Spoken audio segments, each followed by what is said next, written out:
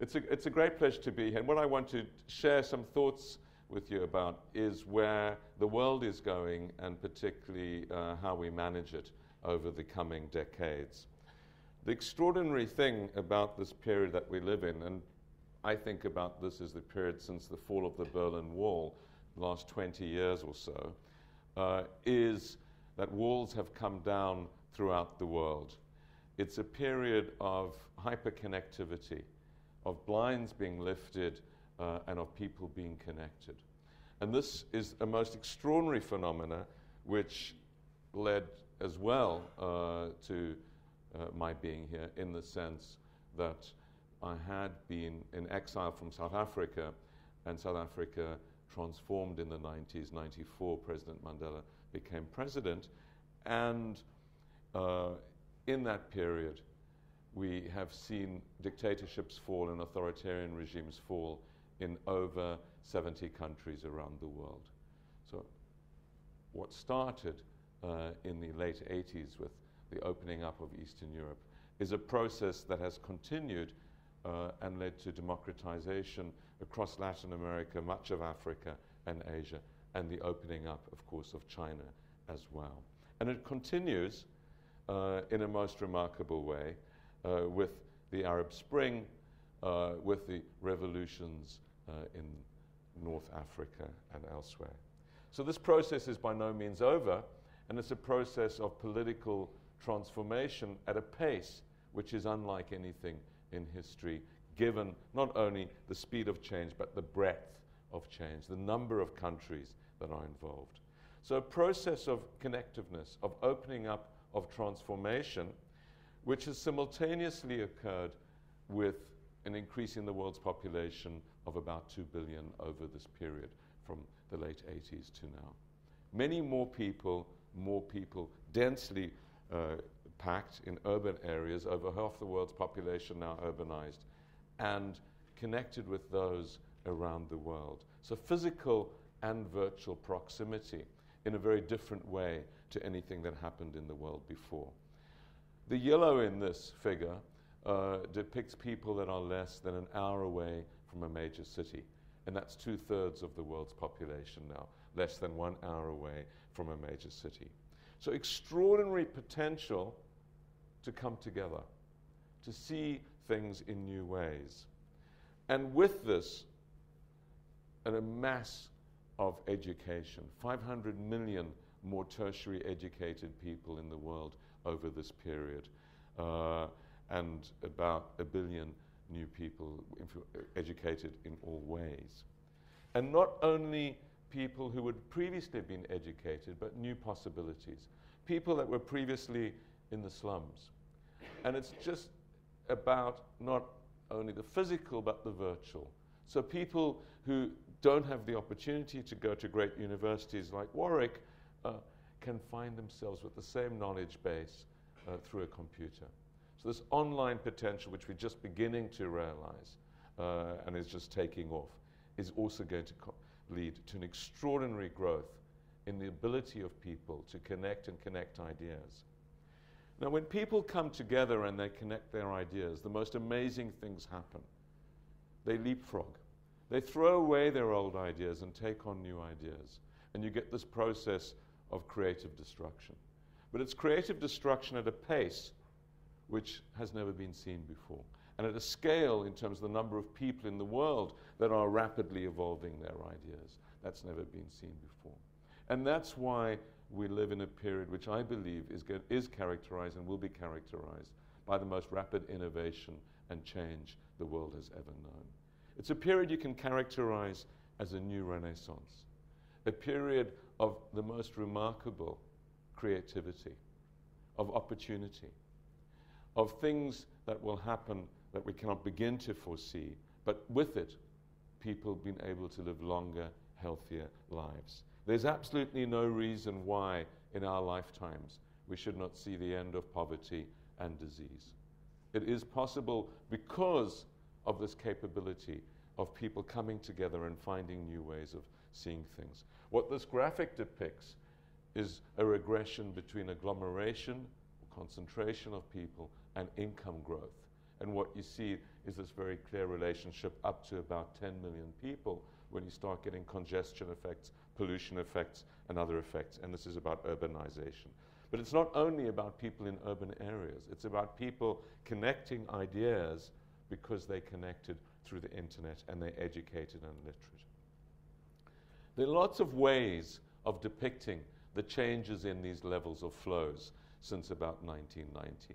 But because I'm an economist, I look at economic flows, financial flows, and what you see here is very stable flows up to about 1990, and then very different orders of magnitude following that period. The top line is foreign direct investment.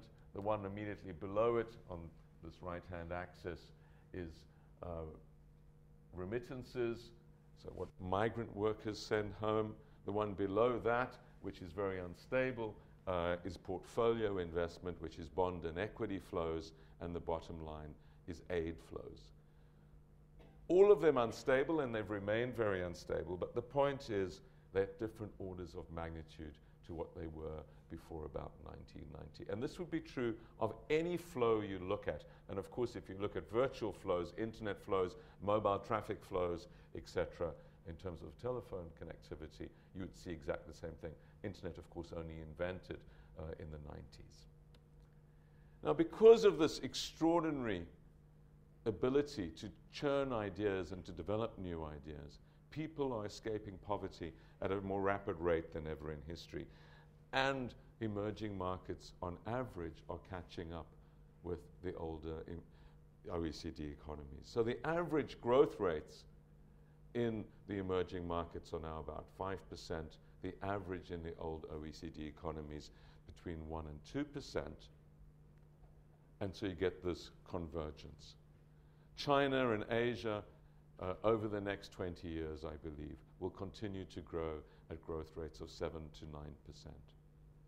Now, although people fret a bit about China's growth slowing down, we need to put this in perspective. Our economy in the UK has never grown by more than 4% for a 10-year period in any time in recorded history. Okay? And we worry about China, which has doubled its income every 8 to 10 years over the last 30 years, slowing to 7%. It's been growing at about 9% over the last decade. So these are very extraordinary times. Brazil has been growing at 4 to 5%. The average growth rate for Africa is 5%. We've never achieved that in Europe over a sustained period of time, and that's been the average for Africa over the last 10 years. So these are remarkable times, and they're very exciting in terms of their potential, particularly the potential for people to escape poverty. When you compound these sorts of growth rates, you get the most remarkable things. You get China over the period to about 2050 having the income levels of Southern Europe today, Spain, Portugal, Greece, and not far off from where the UK is today, just depending on the assumptions we make. Most of the emerging markets become middle income over this period. The question is, how do you get there? The question is, can we manage the transition path, and what are the implications of all of this? So the top line is China, the dashed line below it is India, and the bottom dark line is Africa. And you see China going up in this graphic to about $35,000 per capita, India to about 10, and Africa to about 5, sub-Saharan Africa. At these levels of income, there's absolutely no reason for anyone to be dying of starvation or poverty, etc. These are very decent levels of income where one can afford basic needs. Certainly, that's true on average for India at $10,000. The challenge for the world is that as these economies develop over the next 10, 20 years, they go through a peak of consumption of goods and services and energy. So societies maximize their energy use at about $7,000 per capita. That is, for every marginal amount of money they earn, they maximize the amount of it that they spend on fuel, because they start buying energy-intensive goods and services, heaters, air conditioners, fridges, microwaves, cars, small cars getting bigger with higher fuel consumption. They start traveling more. And they start consuming food that is processed and energy intensive. So you move from having grain to having chicken to having pizza or hamburgers, and in the process you move up the energy intensity scale. And you also move dramatically up the water, land, and other resource use scale. So about 100 times more resources are required for a hamburger or a pizza than are required for a bowl of grain or rice, in terms of water, land, energy, and everything else that goes along with it. And about 2 billion people will be going through this transition path over the next 20 years. So it's a most remarkable time, but it's also a time that will require extraordinary management and ability to ensure that it does not become a perfect storm. It's very important when one worries about the future to first focus on the extraordinary positive story. What you have here in green is arithmetic scale population, and in red, exponential scale income growth. Red scale on the right, population scale on the left. And what you see over this 2,000-year period is just how extraordinary this time we live in is. It's a period when income growth has exceeded population growth, despite the most rapid growth the world's ever known in population. There was a period about 1,000 years ago when income growth exceeded population growth. And that period, like this period now, was a period of connectivity. People migrated. Europe and Asia connected and shared ideas and leapfrogged because they adopted ideas that had taken thousands of years to develop in other localities. It's that swapping of ideas and integration that is a most remarkable story. There was a period about 500 years ago, the Renaissance. It doesn't even show up on these long-term graphics. It ended, of course, very quickly in tragedy. The bonfire of the vanities, the burning of books, the Inquisition, mass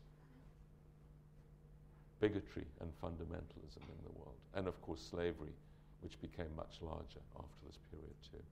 Had existed long before, but it was systematized after this period. So the question of this current period is this sustainable? Is this level of connectivity and integration with all the benefits sustainable, and where do we go from here? Can we have a continuation of these sorts of curves, or does it come to some crash landing like the Renaissance did? And that's what really interests me, and that's what I think about when I think about globalization. And by globalization, I mean integration, connectivity, and flows between societies. So to give a sense of what's happened in this period, average life expectancy has increased over the last 30 years by about 20 years. That took from the Stone Age to the 1970s to get an average increase on the world of 20 years in life expectancy. Something very, very peculiar and unique has happened. Illiteracy in the world, the number of people that can read and write, has gone down from about 50% to about 22% over this period. And the absolute number of people in dire poverty, which the World Bank defines as under $1 a day, has gone down by about 300 million, despite the world's population increasing by about 2 billion. Historically, as the world's population increased, the number of absolutely poor people increased with it, even if the relative share declined. So this is a very different period. There are two things that I worry deeply about in thinking about the sustainability question.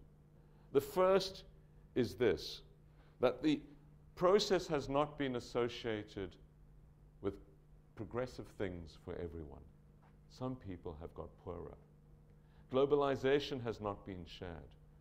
Indeed, it's been associated with growing inequality. Inequality within countries, virtually all countries, as they get more open, have become more unequal.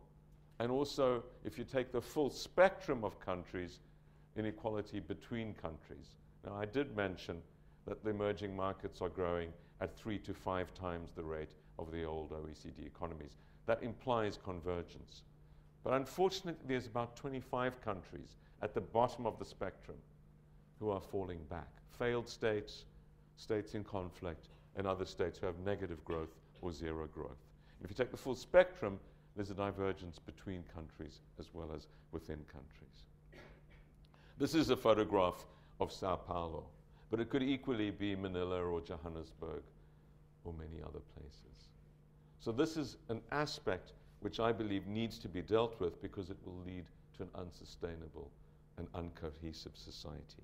If we're to manage globalization, and I will show that I think this is urgently required, then we need societies that believe they have a shared stake in it. We need a world that believes it has a shared stake in it, that what happens to one happens to all. And that's really the question of systemic shocks and systemic risk.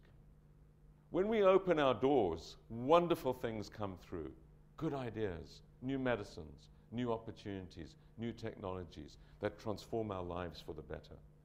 But unfortunately, bad things come through too. Pandemics, cyber attacks, terrorists, financial crises. And so the greatest challenge is how do you manage hyperconnectivity and the increased level of these flows without also becoming much more vulnerable to the shocks that cascade with them? How do you have openness and connectivity without vulnerability? How do you build resilience? How do you ensure that you are able to select the parts of globalization that you like and keep out the parts you don't? This is the greatest challenge of globalization, I believe, of our time. I'll come back to this, but let me just focus on some of the mega trends going forward. And in this, I'm going to draw a lot on the work that's going on across the Oxford Martin School. We're about 400 people now across Oxford working in teams, solving some of the biggest challenges of the future in new interdisciplinary ways. And among them, we're looking at demographic, economic, and technological trends. I'll give you a very quick snapshot of some of the findings from this. The extraordinary thing on demography is just the range of uncertainty only 8 years out to 2050. It's not far ahead. 4 billion people uncertainty over this period. That's about 2/3 of the current population of the planet, almost 60% of the current population of the planet.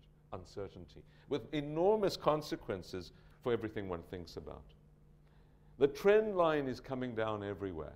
All regions are experiencing slower population growth than in the past. The only question is how fast. There's convergence because life expectancy is growing at increasingly similar rates around the world, at least 2 years per decade, and in many places much more as they catch up. So while we have our 1-hour session together, your life expectancy will increase by at least 10 minutes on average. This is the pace of progress that's happening in the world, both because of things that you might be learning, maybe don't drive your cars so fast, don't smoke as much, wear a safety belt, public health, but mainly because of what's happening in the labs, and I'll give you some sense of that. This is happening around the world. When you compound this, you get the most remarkable thing. 700 million people in Asia over the age of 65 by 2025. Rapid growth everywhere, but the sheer numbers in Asia are very strong. Now, unfortunately, there is one region of the world which is a real anomaly, and that's Southern Africa. While life expectancy on average has increased by about 20 years in the rest of the world, it's gone down over the same period in Southern Africa by 20 years. And that's because of the ravages of HIV/AIDS. The other anomaly is Russia, where life expectancy has gone down by about 7 years on average over this period for very different reasons. So the one story globally is increasing longevity, a very powerful driver, and the other side of the story is collapsing fertility. And this is even more dramatic than the increasing longevity, with all regions of the world coming down below replacement level, and this happening most rapidly in emerging markets. Already the 10 countries with the lowest fertility rates are emerging markets. And this is not China's one-child policy. Its neighbors have lower fertility rates than it does. Taiwan, South Korea, Hong Kong with no policies. This is when women get educated, when they get jobs, when they get urbanized, they decide to have less children. So when you run this through to the future, you get a very different demographic structure. And we have to erase from our mental maps ideas of population pyramids and put in their place something like this. If you're aesthetically minded, you might think of it as a vase. But if you're an economist like me, you might think about it as a coffin. This is the future of the societies, with enormous consequences for politics and for economics. Of course, the people at the bottom 3 cohorts or so can't vote. So you see who's going to dominate the politics here, the elderly. They are going to be very worried about their social security, about their retirement, about their health policies. And there's going to be enormous burden on the youth, tax and other burden. People will live much longer. The average compact in our retirement policies was that your expectation was that you would live about 7 years after retirement. That's when the system was built that we have today. But currently, life expectancy on retirement is already 26 years and rising by at least 2 years a decade. So people won't want to retire, they won't afford to retire, the existing system of retirement and pensions will be thrown out the window, and people will work well into their 70s and 80s. The problem is that neurodegeneration, Alzheimer's, Parkinson's, dementia, are lagging about 20 years behind the progress being made with physical regeneration. So we have a lot of very elderly people who are mentally incapacitated. That's for the next 20 or 30 years. After that, you speak to the neuroscientists, you get a very optimistic picture that people will live into their hundreds and be physically and mentally able. So we're going through a perfect storm in terms of dependency ratios and in terms of needs of elderly people over this period of the next 20 or 30 years. Every country is different, and the peculiarities are obviously very significant for those countries. China, much more the sort of skyscraper structure, and that's because of its one-child policy, which has been sustained over a long period of time. But again, the details are very important. The provinces of China already, where there's 13 boys for every 10 girls at the age of 1. So gender inequality, increasingly significant. As people decide to have less and less children, their choice of the gender of that child becomes more and more significant to them. And when you live in a society, as all societies unfortunately are, where the status, the income, and the other opportunities for men are greater than women, people decide to have boys. So we get a vicious circle with more boys, less brides, less women having children, and a more rapid downward spiral in population. So a very powerful reason for societies to become gender neutral. The other thing you'll notice from China, and I think you might have noticed it from this as well, is that women live longer than men. This is for no genetic reason. This is the best proof I have that women are wiser than men. They make better choices. They don't stick as many knives into each other. They don't drink as much. They don't drive as many cars into as many trees, etc. So they live longer. The problem for women is going to be that if they like men, they're not going to be many around in their old age. So the only advice I would have to women that like men is find a man and keep them healthy and sane. Otherwise, you're going to be very lonely when you're old. The US is a much healthier sort of structure. It's a beehive structure. And that's entirely due to migration. Half the children being born in the US today are being born to migrant first-generation families, although they're only about 10% of the population. Migration and what happens with migration is fundamental to the way that the world will evolve and societies will evolve over the next 10, 20, 30 years. And my book, Exceptional People, is called, the subtitle is How Migration Shaped Our World and Will Define Our Future. I believe it will define our future. It will define our ability to innovate, attract, and develop as a society, to be competitive in the UK. And being in a university like this, the Vice-Chancellor knows, as I do, how critical and difficult this issue is at the moment on skills and visas. But it's also about unskilled. It's about the dynamism of society. Silicon Valley would not exist without migrants. Every iconic firm you can think of was created by migrants. And half the startups and investment in Silicon Valley is migrant derived, although, as I mentioned, it's 10% of the population. So this is a great source of future strength for the US. And as we saw in the most recent election, it's also going to change the politics. In this process, the median age moves up rapidly. We move away from youth CEOs, again, to elderly, and a complete change in the nature of the retirement and work package and entry and exit from the labor force. Africa becomes the biggest workforce in the world by far over this period from about 2030. And the key question for Africa is it a workforce? Is it 52 countries, many of whose economies are not much bigger than Warwickshire's? Or is it a skilled place that can mobilize resources? So migration is a very important part of this, partly because of these different growth rates in labor forces around the world.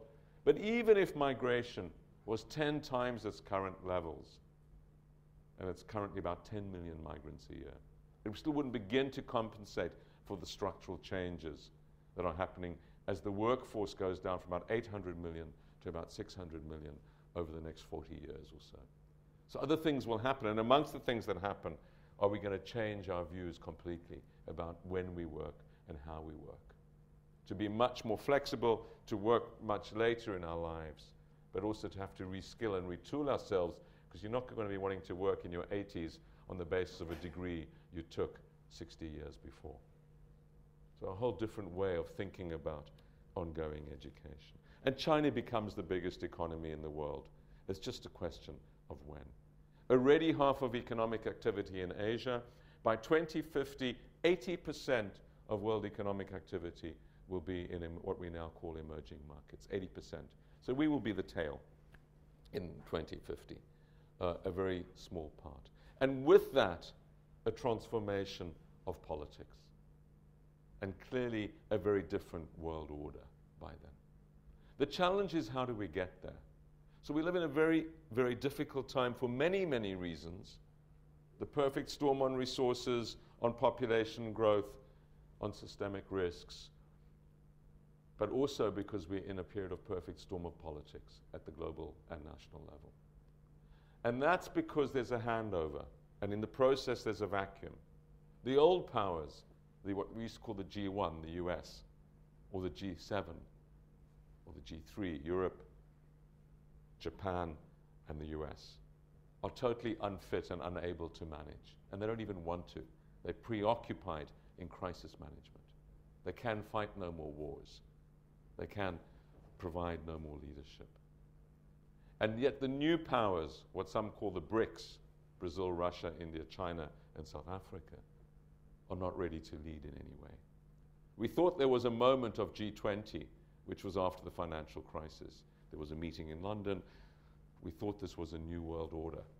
But it dissipated, and now, like the G7 and G8 that went before it, it's basically a lunch club, a media circus, with prefabricated press releases for home audiences, but no capacity to manage. No executive power, no legitimacy even. So this is a very dangerous period, because as we navigate the perfect storm, we ask the question, whose hands are at the wheel? Who's going to be doing this? And the answer is, there's no one there. So we can imagine a future which is wonderful. A period which James Martin, who endowed the Oxford Martin School, thinks of as eco-affluence, where we live basically in harmony with the planet, doing things that don't destroy it, whatever we fancy. That is totally within our reach. It's just how do you get there? And how do you share it equally? And I'll come back to that. Let me just touch on some of the technologies that will be in the background of this. The thing about technological change is that we need to be even more humble than in our projections which will also always be wrong on other dimensions. And this is true of academics as well, as Lord Kelvin famously reminds us in this. And it's certainly true of inventors who, there's a great book called Bad Predictions, which has about 1,000 bad predictions in it. But the biggest section is from business, predicting about where their business will go over the next 5 years or so. And this will become even more challenging as we evolve more rapidly. And famously, Bill Gates or Watson was one of these. So the things we thought were cool are no longer cool. But the things we think are cool today will be as ridiculous in 5 or 10 years' time. The pace of change is accelerating. And behind this is Moore's law. This extraordinary capacity to double computer processing power for the same price now about every 14 months. And when you speak to the computer experts, as I have done with our Future of Computing group, they say this is sustainable for at least the next 20 years or so.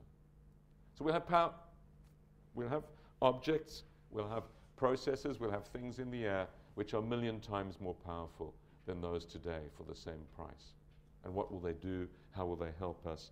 And what will they be providing? Part of this is obviously the digitalization. More words now being uploaded and documents, images every day than all of those created in history, and it growing at an exponential rate. And the price of the capacity growing even more rapidly, so we're moving to a world basically of free digital storage and uploading and downloading. Interestingly enough, more uploading than downloading. So we want to put our photographs and everything up there. Actually, not everyone wants to look at them. So, but this growing exponentially at these sorts of pace. So one key driver is the computing power, and with it digitalization and many other dimensions of it. Another key driver is nano, or the dividing up and the creation now of manufacturing capacity at a nano level. This is from our nano lab in the Oxford Martin School. And what we're doing here is we're building an atomic needle at the atomic level, and we're driving it through a cell which is about 8 billionth of a meter thick. The needle's about 5 billionths of a meter wide. It's hollow. It's got a cancer drug in the middle. We're dropping it into a cell, and the time scale is 44 billionths of a second. The ability to construct, to deliver, to process, and to observe at the nano level. Another revolution is this. And this is from our stem cell group in the Oxford Martin School. And this is second generation stem cell. So the first generation was when you took something from an embryonic cell, redirected it, or directed it to become pluripotent. And that had 2 big issues associated. One was the ethical issues for those that were concerned with them. And the second was the rejection issues, taking a foreign organism into another cell group. But this is a lab technician's skin, redirected to be a pluripotent cell and then driven forward to be a cardiac cell. So this is the new revolutions which will allow the ability to basically manufacture different parts of our body. Another revolution, which is perhaps even more challenging, is associated with enhancement. The back mouse is a very happy wild mouse, and the front mouse is an even happier, slightly genetically modified mouse. The back mouse drops out after about 20 minutes, 200 meters. The front mouse goes for 2 hours, 2 kilometers. The capacity to hardwire, to change the way that ultimately we will be able to operate. It will make the discussions on doping in sport seem absolutely trivial today. And it's not only happening in the physical dimension, it's happening even more powerfully in the mental dimension. Now we know already that there's massive engagement in chemicals for mood alteration. Something like 1/3 of the US youth, apparently, or young adults, are on some form of mood change. Ritalin, Prozac, whatever. But that is trivial compared to where the sorts of chemical enhancement discussions are going, where you can enhance your capacity to perform. And then the question is, who's going to decide how we're going to test? Is Warwick going to either test people before they do their entrance exams, or maybe to have a more inclusive thing so not only the rich kids can afford the drugs, send the drugs to poor kids so that they can be on a level playing field. These are the sorts of questions that will have to be asked in the future as it becomes more sophisticated. So lots of issues about where we're going and how we will change over time and who's going to be in control. Who's going to make the decisions? Is it going to be privatized? Is this just going to be about money? If you've got enough money, you'll enhance yourself, just like people do now with their faces or their tummies, tummy tucks, take away your wrinkles. But that doesn't change your income levels unless you're a model or something. What this will do is change your capacity to earn money. So it's going to be a very big issue. So we move into a world where we, the Anthropogene, increasingly controls our future, where we have more power but also more destructive power. And the problem with this period is we don't understand the risks associated with it. We don't understand what its unforeseen consequences may be. It's the tail risk, it's the wagging risk in the top right-hand figure. Very low probability, very high impact events that could transform the future of the world. Now, what I believe we've seen in the financial crisis is the first of such events, which are symptomatic of the sorts of crises that will shape the 21st century. These things that come from nowhere, that no one predicted, that shape our lives going forward. The interesting thing about finance is it's the best governed and best understood by far of all the global systems. There's over 20,000 people with PhDs from good places like Warwick and Oxford and Harvard who work in these international institutions like the World Bank and the IMF and the BIS, whose job it is to create and to maintain global financial stability. We know in the UK that the financial institutions, the Treasury of all the government departments, the Bank of England, are the strongest of our institutions and actually have the best civil servants and staff. They also print the money so they can pay the highest salaries and have no resource constraint. And yet these institutions, whose job it was to do this, who are the most joined up because they meet a lot, they have these big meetings all the time, and they have the best data as well, did not see the financial crisis coming. So Hank Paulson, who was the Treasury Secretary, had been the chief executive of Goldman Sachs before. And many of us had grave reservations about him becoming the Treasury Secretary because we thought there was a conflict of interest with someone from the banking sector becoming the overseer, basically, of banks. But we thought at least he'd understand banking. And so it's quite remarkable when you look at the evidence that he gave to the Congressional Committee into the financial crisis, that one of the things he says when they pulled the plug on Lehman Brothers is we did not understand what was happening. We simply did not understand. And this is from someone who'd been the head of a big bank and had all the information at his disposal. Not lack of data that leads us to lack of understanding. It's a lack of imagination. It's a lack of understanding the pace of change, and in the case of the financial markets, the pace of technological change, which had led to the development of new instruments, derivatives in this case, which were totally unregulated by the market, that had evolved much more rapidly than the regulator's capacity to begin to understand them. Systemic risk is not new. It's estimated that up to half of the UK population was killed in the Black Death that entered through a process of globalization, maybe a rat on a ship. So this is not new. What's new is the pace of change and the ability of this to spread around the world before it's understood. That's new. And here we see the spread of swine flu around the world, 130 countries within 6 weeks, exactly mirroring the airline traffic coming out of Mexico City around the world. And our Future of Pandemics, Future of Emerging Infections group in Oxford, with Angela McLean, who you know as a co-director of it, has done this work showing this exact match of the spread of swine flu with airline hubs and the way that it's distributed. In addition, we need to worry about new things. The pandemic equivalent of derivatives, what Warren Buffett famously called weapons of mass destruction, referring to derivatives.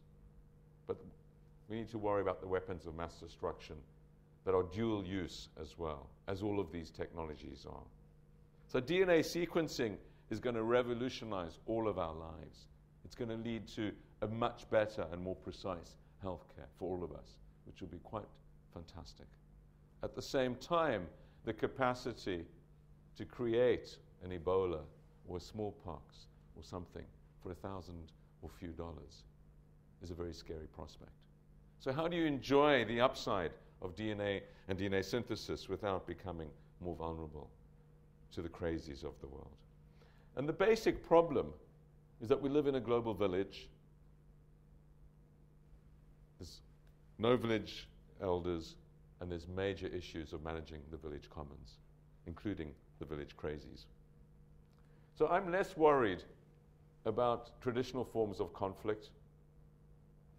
Clearly we need to worry about Iran and Iraq and other places, but I'm more worried about individuals. And one of the ironies of this process of globalization is that small groups of individuals have become extraordinarily powerful. In my mind, I think about them as pirates. People who know how to strangle globalization, just as the pirates did. Find the weak links and nodes and exploit them for whatever gain. We also need to think a lot about reputation, cascading information, and the management of the global commons. Now, global commons issues also are not new. Economists have had them in their literature from when they first started thinking about these issues hundreds of years ago. The problem was, how do you manage the tension between each individual putting their cow or goat on the village common, rational for each individual? When they all do it, the commons collapses. That's the problem of the commons, which is the same problem that we have now. Individual rationality does not lead to collectively good outcomes. What's rational for all of us that is not rational for our societies. So this is a big challenge, because economics has driven us down a path where we've come to believe that an economically rational man, that the market will reveal preferences which will lead to collectively good outcome. And what we saw in the subprime crisis is how naive and self-destructive such a view is. But we know that markets don't deliver. They don't deliver on global commons failure. This is the Tokyo fish market about 6 weeks ago. This is a rare tuna being sold for $750,000. Each plate of sushi is over $1,000. That's the market response to the scarcity of this type of tuna. You put the price up. And you have more fishermen chasing the final surviving tuna until they're none. So I have no doubt that next year these tuna will be going for $2 million. The market will price scarcity, but it will not solve the problem of scarcity. Countries also are not very good at managing this. This is a project I was unsuccessfully involved in when I was at the World Bank, the Aral Sea. Each country was doing the rational thing. They were drawing water to feed their people. 6 countries sharing this inland ocean. Collectively, a disaster. So how do you overcome the short-termism? And then we do have some good examples like the Mediterranean. And climate change, of course, is going to be the most dramatic of these. And it's very complicated because of the stocks and flows issues. Because the rich countries have spent the last 200 years putting the carbon up there and other greenhouse gases. And now it's the emerging markets that have to stop. And the dramatic changes that are required to go down to about at least 2 tons per capita per year are beyond our capabilities. At least beyond our capabilities while we still allow emerging markets to go through the energy transition that is necessary for their development. So this is a major, major global issue, and we have to focus on it with a Manhattan type of project. But there's no one focusing sufficiently on this, and as we speak, the discussions taking place in Doha on climate are falling apart. Too little, too late. Big focus on minor reforms. I've spent months of my life in negotiations on shareholding of the Bretton Woods institutions, Africa's increased seats, and many other things, and these are important things. But they are not going to make any difference to the future of the world, not on these critical issues. So we focus on the wrong and on the big story. There's hope that the new types of digital and other connectivity will lead to new sorts of awareness, that it will lead to an ability to understand, to transform information, to create information platforms that will lead to citizens' action, and citizens will force their politicians to act on the big global issues. That's the hope. But it's not clear that it's happening quick enough or widely enough. So we have this problem of cascading risk.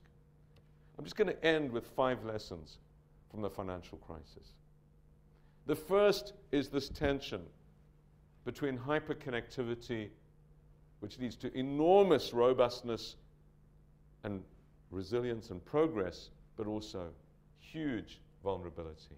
The second is that there's no governance structure in place that is fit for 21st century challenges. We have a system that was created after basically the Second World War in a very different world dealing with issues. It's evolving at an evolutionary pace while the world is evolving at a revolutionary pace. The governance gap is widening. Behind this, there's technological change, which is happening at an exponential rate, at a faster rate than in the past, and that the people that run the governance structures are further and further behind them. And we saw in the financial crisis that which has at its root a failure to understand connectivity and particularly new instruments and their dispersion around the world. The fourth point, which I haven't had time to go into, is that economics and management practice is a cause of the problem as well as the solution. It's doing a lot of good, but it's doing a lot of harm. The just-in-time, sweat your assets, mark-to-market type of philosophies that are driven through business schools are forcing people to price short-term and not to think about the long-term. Building resilience is a bad thing on your balance sheet. Whether you're a hospital and it's the number of oxygen bottles or bandages that you have in your cupboards, or whether you're a car factory and it's the number of spare parts you carry, or civil service and the number of people you carry, it's all regarded as redundant and bad for your working capital balance sheet. And therefore, you push out your flexibility and you push out your suppleness in the system, and you create something that's lean and mean with very long and tight supply chains, and that accentuates cascading risks, and it makes you far less able to shock absorb when a crisis comes. To have the capacity, whether you're a hospital or a factory and a supply chain or anything else, to be able to deal with mismanagement. And the tragedy is that our advanced economies, because we've shot all our financial bullets, we're becoming less and less resilient. We're like sick patients. We have less capability to bounce back. The emerging markets have more and more capability. Their levels of investment in people and in infrastructure are rising while we are disinvesting. And that means they will become more and more competitive, and we risk becoming less competitive. We can use the new technologies. We can map this. And this is work that we've been doing with Andy Haldane and others at the Bank of England, and including Bob May, Professor of Zoology at Oxford. This is mapping the evolution of the financial system over the last 30 years. And what you see, the black line's derivatives development, the balls are nodes, is the development of this bottom right-hand big ball. That's Lehman Brothers. I believe if this sort of work had been done before the financial crisis and shown to those making decisions, they wouldn't have pulled that ball out of the system. They would have shown the systemic importance of this. And this is the sort of thing we need to do much more to understand the system, but also design competition and other policies which will stop this happening. Distribute systems. Ensure that no one node is too big to fail. Worry about geography. Worry about nodes. That is the source of vulnerability in globalization. So we have a most remarkable, resilient, globalized world. Something that allows us to do things and bounce back in a way that we never have before. But it's a great risk. People believe now, increasingly, that globalization is a source of problems, not opportunity. That more connectivity means more financial crises. It means more terror. It means more cyber attack. It means more pandemics. So people become more and more nationalistic and believe they can solve their problems at home. More and more xenophobic, that it's the foreigners that have caused this. More and more protectionist. Close down. Keep out foreign goods and services. This, of course, is extremely misguided. All the major issues that will affect the future of this society will come from outside our borders. That is the source of opportunity as well as the greatest threats facing Britain. So believing that you somehow can shut yourself off is just not understanding the dynamics of change in the world. And anyway, most of these things happen way before you even wake up. Certainly cyber or pandemic. So one has to engage globally. One has to find the policies to manage it. It's not a question of creating some local is good past world in the hope that that will protect you. That would be disastrous not only for Britain, but particularly for the poor of the world. The poor of the world have the most to suffer from a lack of connectiveness, a lack of opportunity that's still to come to them. So we need to find ways of connecting with resilience, ways of being close but not being vulnerable, being ourselves but understanding more others, and using the technologies to help us and understanding the power of the crowd, the power of working together rather than alone in finding it. That's how we get to a much older and wiser age.